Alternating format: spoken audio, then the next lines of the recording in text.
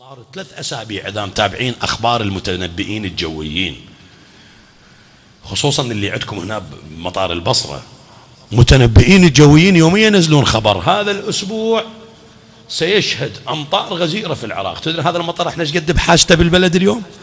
محتاجين ملوحة ماي البصرة، محتاجين هاي أراضينا اللي يبست، عشب ما عندنا، هاي كلها علامات غضب الله يا مسلمين، بس احنا ما جاي ننتبه.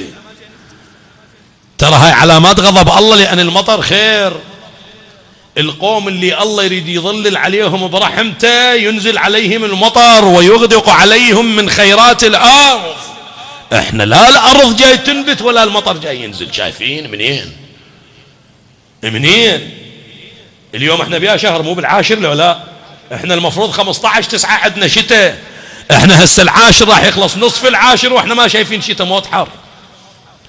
البارحة عن الفاولة ببال الدنيا ماطرة، قالوا لا والله هاي الرطوبة مال الشط مال الملوحة والرطوبة. شايف من ذنوبنا يا جماعة الخير، مطر ماكو، العام الشتاء راد يخلص ومطر ماكو، قمنا ندعي الله ومطرت لها شوية، مطر ماكو.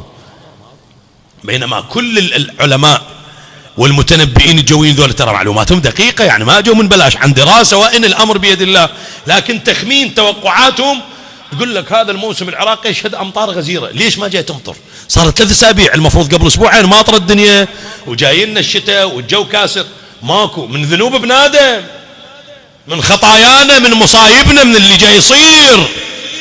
أخو يقتل أخو بعد ايش بقت بالدنيا؟